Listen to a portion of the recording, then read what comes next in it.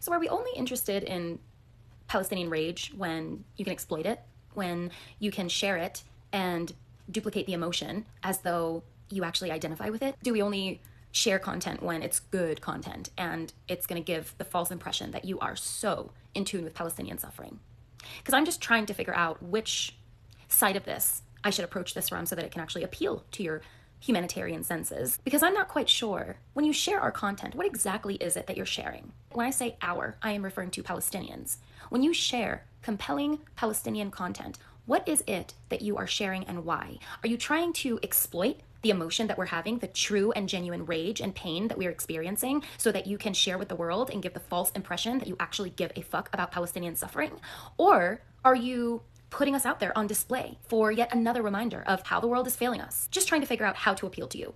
If you've come across this video, then I really think it's about time that you listened, and you listen carefully, because if you ignore what I'm about to say, then you are a part of why people are dying. This is not hyperbole, this is not drama, this is reality. And it's gone too fucking far. The silence and the refusal to acknowledge what is happening, what's really happening, is killing people right now.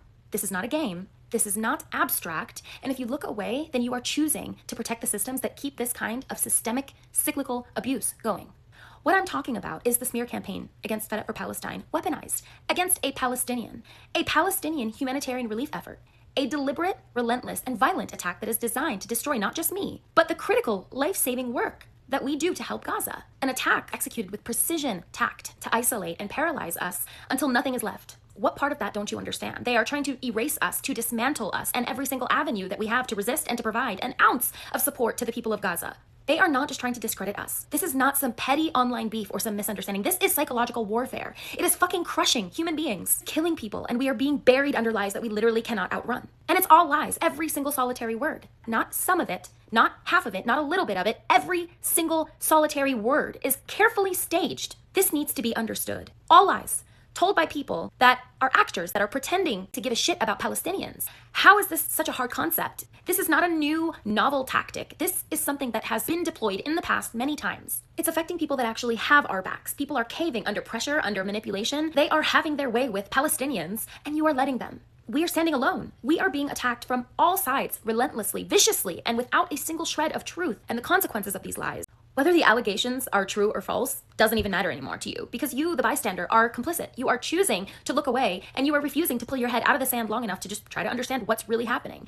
And I know that a lot of you are seeing this. Have you ever been in a position where your literal survival counted on what others did? Palestinians are in that position across the board, no matter where we are.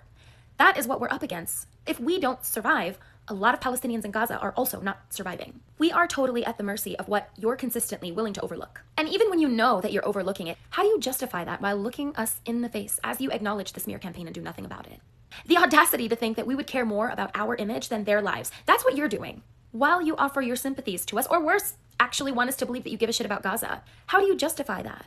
You tell yourself, maybe some of it's true. Maybe most of it's not true. No, you're wrong. It's all not true. Every single word is a carefully constructed weapon designed to sink us, to destroy us, and to leave us unable to carry through our work that we're doing in Gaza. How the fuck are you allowing this to happen?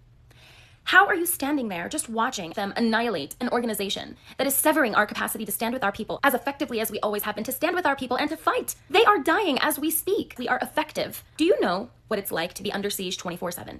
Hostage by an entire movement claiming to have Palestinians on the forefront of their activism, to have every single account, every post, every fundraiser, every effort drowned under a torrent of harassment, messages upon messages filled with hate from people who don't give a shit about the truth. They don't care about justice. They don't care about Palestine. They don't care about humanity. They don't attack just us. They attack everyone around us who tries to support us. Whether it's a donor, an ally, a collaborator, every single person gets dragged into this mess, bombarded and harassed just for standing with us. Our friends and our allies are being coerced and manipulated into walking away, and that is the exact goal. Isolation until no one is standing. These attacks are unrelenting. They don't stop. They don't take a break. Day after day, hour after hour, they twist every narrative and they send their hate-filled mobs pushing their agenda. So what's our option? Just to sit here and pull weight, constantly treading water? There is a clear and present danger to not only us, but to the people that we are helping, and really to anyone who believes in the fight for liberation. We can't escape this. We're not going to stop fighting. How are you still silent and just forcing us to defend ourselves and telling us to stop defending ourselves the minute we inconvenience you?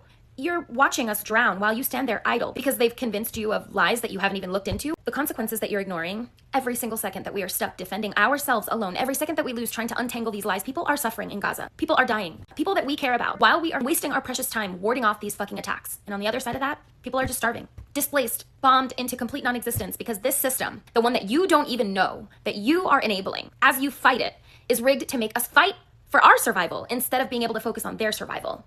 The lies are doing a lot more than ruining our reputation. They are cutting off humanitarian aid donations. They are burying our fundraisers. They are censoring our posts. Correcting these lies is equal to our ability to provide aid, which is being destroyed. And if people can't see the other side of this story, the impact is not theoretical. It is bodies in the dirt. It's children starving because the smears stop food from reaching them. It's people dying of treatable illnesses because medicine that is impossible to afford on the ground can't be purchased. Are you okay with that? Are you okay with letting that happen on your watch as you claim to stand in solidarity with Palestinians? You are either against all Palestinian oppression or you are with Palestinian oppression. You do not get to make the call as to who from Palestine is deserving of your solidarity and who is not. That's not solidarity. That is selective. As far as I'm concerned, it is all or nothing. Our voices have been drowned by the Zionist infiltration that is within this movement, and I can't figure out why we specifically are such a target. But there is nothing about this that is not Zionist. By ignoring what's happening to Fed Up for Palestine, which is brazen, you are ignoring a lot more than just our suffering. You are ignoring a massive threat to our movement and a massive threat to Palestinians. There's a reason our movement is stagnant. We are making zero progress in Palestine. Zero. As a matter of fact, things have only escalated and gotten much, much worse. Now, why would an entire globe that is fighting for Palestine only go backwards? It's because we are not in control of this movement. I don't know why this concept is so hard to grasp, that there are Zionists all over our movement. Perhaps it's because you haven't taken a look at the extremity of these attacks that you don't understand that this is Zionism. Because the minute that you do, the minute that you actually see what is happening, and what is being ignored, and the extent of coercion, the extent of covert, systemic racism, violence, and abuse that is happening, and how far this thing has trickled. How many people have been impacted? How many lives have been impacted? How many deaths are occurring? How many people are being sexually exploited? How much extortion is taking place? How much is being controlled on the ground in Gaza from the West? And how many creators that have been intentionally given voices? Voices that you are amplifying.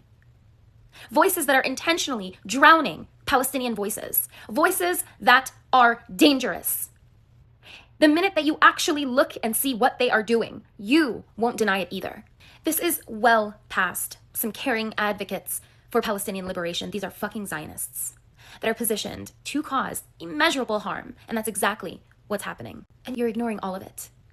There is no middle ground here. We are doing everything that we can to claw our way out of this mess for 13 months, while nobody, but a select few that are still here, fighting tooth and nail, trying to tell our story. And this is happening to Palestinians everywhere.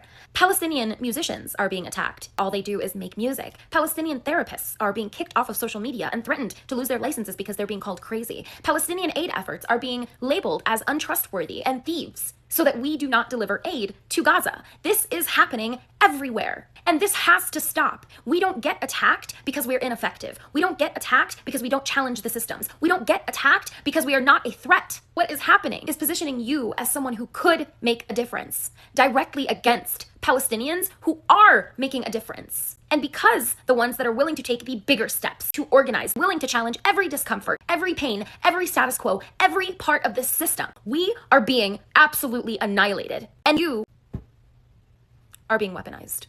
Don't you want to make a difference? Don't you want to actually have something to do with true Palestinian liberation? Or do you just want that to be theoretical? Because right now, I challenge you to ask yourself what you have actually done for Palestine. Your inaction is complicity at this point, and every single second that you spend pretending like this is not your problem is a second that you have chosen to protect those who are oppressing Palestinians and those who are disrupting this movement. This is not a cry for help.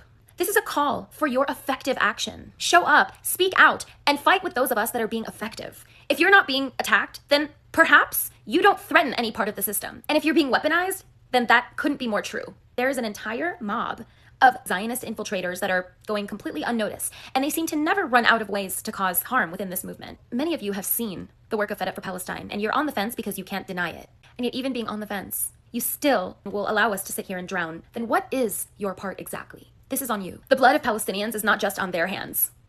It's on yours too. Why won't you help?